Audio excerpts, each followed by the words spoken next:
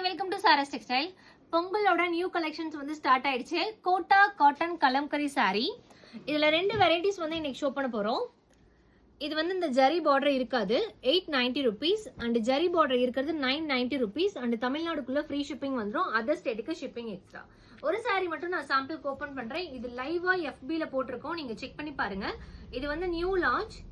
எப்பவுமே நம்ம சேல் பண்றது காட்டனோடது, காட்டன் கலம்கரி சாரி. இது வந்து கோட்டா காட்டன். ரெண்டுக்கும் வந்து ஃபேப்ரிக் வந்து டிஃபரன்ஸ் இருக்கு.